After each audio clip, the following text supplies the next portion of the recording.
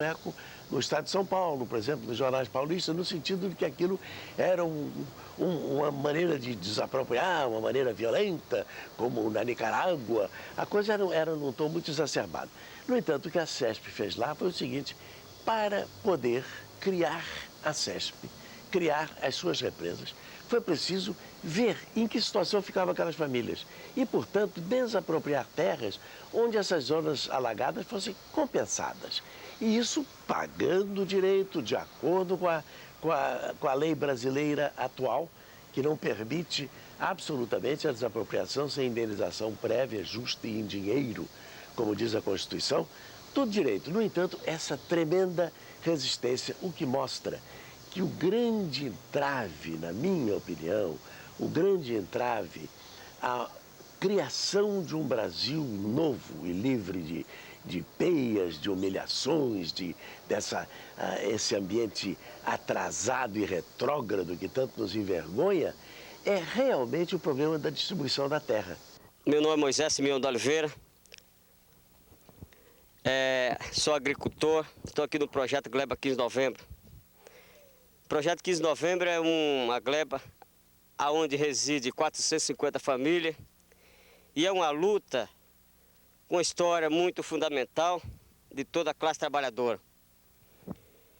E que essa luta se deu-se ao decorrer de uma dificuldade de muitas famílias, que eram a maioria proprietário e trabalhava na margem do rio Paranapanema. E a gente sentiu grande dificuldade por não ter uma terra para trabalhar, devido às barragens que estavam sendo construídas, né? E achamos por bem ocupar uma determinada área e chamava Rosanelli Vicarmóvel S.A. e uma outra propriedade denominada também Camargo Corrêa. A gente fizemos várias organizações e discutimos bastante com os trabalhadores para encontrar uma saída para que pudesse solucionar o problema da classe trabalhadora. Pois a gente não tinha um pedaço de chão para trabalhar. E hoje nós podemos agradecer, que estamos de parabéns, que hoje aqui vocês vê, esse chão que pisamos e que trabalhamos é fruto de uma luta da classe trabalhadora. É um exemplo para o nosso povo brasileiro, para o governo que hoje inclusive está no poder, que existe hoje mais de 25 mil trabalhadores assentados à margem da rodovia, esperando uma solução também, um pedaço de terra desse. E infelizmente, o governo que nós temos não faz reforma agrária. Reforma agrária sabe fazer aqui como fez o povo do Pontal, esse grupo de trabalhador. Eu trabalhava como lavrador, né? Até a idade de uns 12, 13 anos. Depois, as fazendas foram expulsando os lavradores das fazendas, não arrendava mais terra. Eu fui passar a ser caminhoneiro. Trabalhei caminhoneiro 12 anos. Com os 12 anos de trabalho de caminhoneiro, vim trabalhar na barragem, aqui na Porto Primavera. Aí, com poucos dias, cortaram os caminhões todos, desempregado, muita gente. Ficou muita gente desempregada naquela época. Na mesma época, teve as enchentes, os ilhéus foi tudo expulso das ilhas, ficou tudo também acampado dentro de uma escola, um centro comunitário em Rosana. Depois disso, aí começou a organização nossas para... Ninguém sabia o que fazer, se ia para uma fazenda, ninguém queria, e procurava emprego, não tinha. Como fazer? Aí um falava para o outro, por que nós invadimos uma fazenda aí para conseguir um pedaço de terra para trabalhar? Aí começou a ideia. Vai um para lá, outro para cá, organização, um organiza daqui, outro dali. Surgiu, vamos invadir. Vamos, todo mundo organizado, no jeito para invadir. Caminhão no jeito para levar a turma à noite. Aí um chegou e falou, que dia? Como nós invade? Aí um falou assim, ó, o único dia que nós podemos invadir é terça-feira, porque é feriado. As polícias não vai dar um conflito com nós direto na hora. Aí viajamos 5 horas da manhã para essa fazenda, que é a fazenda Rosanélia. Chegamos lá umas 5h30 da manhã, fizemos barraco, tudo, e entramos no mato, fazer um modo outro. Vamos trabalhar aqui, porque aqui vai ser nosso futuro, ou fazer um modo outro. Ou então, caçar um rumo na vida de qualquer jeito. Pegamos e entramos no mato trabalhando. Trabalhamos na terça, trabalhamos na quarta, na quinta-feira, a igreja, que é o padre, passou avisando, olha gente, vocês desocupam, porque para não dar um conflito direto com a polícia, é melhor vocês aguardar na beira da pista, faz o barraquinho para fora, que vem vindo o policiamento aí. E nisso chegou o policiamento todo. Um batalhão, bem uns 2 ônibus, um caminhão cheio de polícia. Encostaram lá e foram conversar com nós. Nós estudamos fora da estrada, eles chegaram e perguntaram ao capitão: "Uai, mas vocês não estavam tudo armado, esperando nós?" Nós falamos: "Nossas armas aqui é foice e machado. E outra maior arma aqui é a fome." Justamente nós perdemos muito na ilha, eu perdi 5 anos. E quando começou esse movimento de terra aqui, foi pela miséria de terra que não tinham para trabalhar. Então reuniram a invadir terra, não para roubar, mas para trabalhar, ver se todos os pobres poderiam adquirir um pedaço de terra e viver com o seu suor trabalhando, ainda que pagasse uma renda, mas que tivesse terra para trabalhar, porque as ilhas não tem mesmo condição de homem nenhum arrumar o pão para comer, porque eu trabalhei na ilha mais ou menos 9 anos, nunca vesti uma camisa. Terra boa, dá de tudo, mas não prospera devido à enchente. A gente é do Paraná. Era meeiro, tocador de café na cidade de Nova Londrina, região aí da Marilena, noroeste. E a gente trabalhava lá, né? Antes a gente tinha era sitiante, né? Mas devido à geada, tivemos que vender a terra para pagar o banco. E daí, tocando café naquela cidade, né? Fomos trabalhar de boia fria, não dava para sobreviver. Aí fomos para a roça, da roça que subimos dessa notícia aqui, que a gente não teve no dia 15, porque não estava na articulação nossa, nós era de outra região, então não podemos saber da organização. Mas depois, passados uns 15 dias, a gente já ouvimos pelo rádio, pela televisão, já vimos um grupo de 6 famílias para cá. E entramos aí na beira do asfalto, sofremos muito, né? A água era difícil, e tinha que trazer as crianças, nós trouxemos, porque a luta é juntamente com as mulheres, né? Porque na reforma agrária a mulher do campo ajuda demais, né? O que nós fazia, nós ajudava os maridos, dava força para eles, que às vezes eles queriam desistir, a gente não falava não, vamos em frente à luta, porque a gente já lutou até aqui e vai até o fim. Aí quando a gente vê que não vai sair, daqui 2 ou 3 ou 4 anos, aí pode ser que a gente desista, mas enquanto haver fé e esperança, a gente tem que lutar. Se o presidente José Sarney e os demais companheiros e assessor que quisessem fazer reforma agrária, teria feito porque o povo dá apoio. Porque o maior apoio que ele precisa é apoio da classe trabalhadora, que é a maioria ainda hoje no Brasil. E por causa dessa desgraça de falar de reforma agrária, o pessoal está na margem da rodovia acampada, sem saúde, sem alimento, sem cobertura e sem auxílio, por causa dessa política do governo federal, de dizer que vai aplicar a reforma agrária e a reforma agrária está só no papel, dentro da gaveta. E outra, que quem fez nós estar sofrendo aqui foi o próprio governo.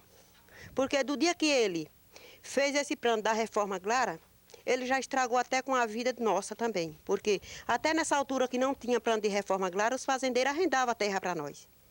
Depois que surgiu esse problema de reforma agrária, foi que nós ficamos assim, desabandonados no meio do tempo, sem ter onde trabalhar. Nós agora estamos no tipo do escravidão que antigamente tinha. É hoje, o escravidão daquele tempo está sendo agora.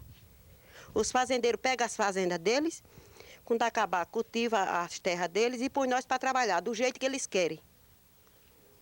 Então, eles veem a situação nossa, eles pagam o dia do jeito que eles querem pagar o dia de serviço para nós. Então, quer dizer que nós estamos aqui que nem os escravos, esperando agora a nossa vez, se o governo vai olhar para nós também, vai ter dó dessas crianças que estão sofrendo na beira dessa estrada, porque eu acho que essas crianças de hoje são os homens da manhã. E se eles não olhar ao menos por essas crianças... E como todo mundo, vocês estão vendo, aqui tá esses barracos aqui, cheio de gente, passando até fome, e não tem serviço para trabalhar. E vocês estão vendo aí, ó, o tanto boi que está aí, ó, terra sobrando. Daqui nós temos 50 quilômetros para a beira do rio, do Paranazão, tudo invernada, não tem um palmo de terra, nem um palmo de terra não tem. Muitas vezes, pai de família precisa plantar um pé de abóbora, um pé de milho, e não tem onde plantar. Vai numa fazenda dessa aí e fala assim, você não arruma aí não arruma pra gente um alqueire para plantar um pé de abóbora, um pedacinho de milho, um pé de mandioca para a gente comer, porque nós no patrimônio, no asfalto, não dá para plantar, aqui não tem onde plantar. Não, senhor, nós não podemos arrumar terra para vocês, não. Porque vocês não vão pedir terra para o governo, não vão pedir terra para o Dante de Oliveira. Eu, se chegar uma ordem aqui e falar assim, ó, vocês são retirados daqui, não vai ter terra para vocês, eu não tenho para onde ir, certo? O que eu tenho aqui é meu barraco ali em cima, e meus filhos e umas galinhas que eu crio, né? Então, se chegar uma pessoa chegar aqui e falar assim, ó, vocês têm que sair daqui, eu não tenho para onde eu ir, não. Não tem para onde eu ir. Sabe, o problema daquele povo ali é o mesmo nosso problema.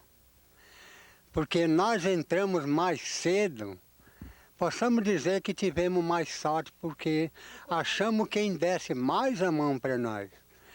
E ali tem milhares, todos que estão ali, tem alguns que não precisam mesmo, que nós conhecemos. Mas, meu irmão, a maioria são igual nós mesmos, que nós conhecemos também. Não tem nada. Estamos em busca de derramar o seu suor para ganhar também o pão de cada dia. A gente sofre que nem cachorro com 7 filhos para criar.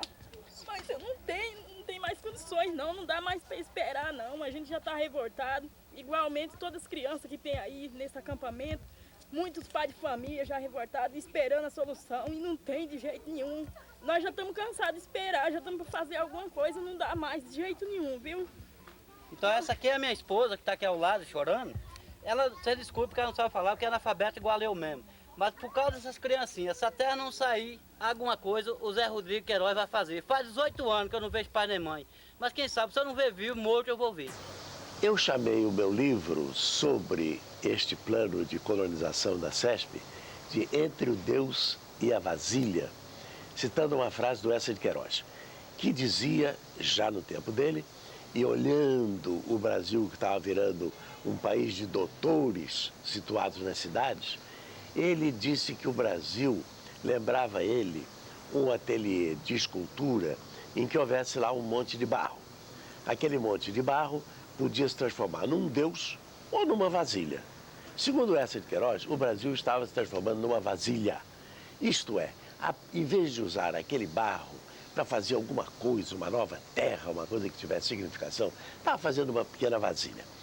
O meu livro, então, é no sentido de mostrar que, a partir de um plano como esse da Companhia Energética de São Paulo, se pode começar uma reforma agrária que não pode ser feita no país inteiro, isso eu acho inteiramente impossível. Para fazer reforma agrária de todo o Brasil como é necessário, a gente precisa abrir mão desse preconceito de que este velho e empedernido latifúndio vai ser desapropriado de maneira prévia e em dinheiro. Nenhum país do mundo fez uma reforma agrária válida em dinheiro. O importante é fazer, não dizer assim diretamente, elogiando, ou seja, puxando o saco, como se diz o povo aí, como fez o governo Montoro, que teve coragem, passou por cima de barreira, de dificuldade e desapropriou 15.110 hectares para assentar essa família.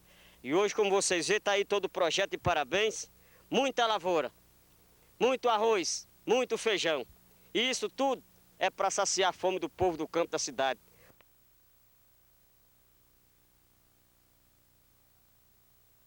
Eu não sou de badalar ninguém, a gente fala a verdade. Então tinha um pouco de apoio, socorro. Agora estamos aqui na área definitiva. Agora na área definitiva eu fui um pouco avançada e abelhuda, porque se a gente continuasse lá, como os companheiros, de braços cruzados, esperando pela Secretaria da Agricultura, não estaríamos aqui nessa área definitiva. Não sei como é que estava, que a SES estava cuidando de outros assuntos dentro do projeto. E quem estava cuidando da coordenadoria era a Secretaria da Agricultura. Eu convidei os companheiros, cansados de esperar as promessinhas, e entramos aqui no dia 8 de setembro, 11 horas da noite. E aqui nós estamos.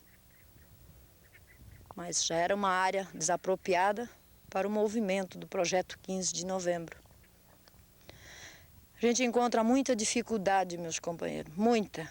Que você sabe o que é você entrar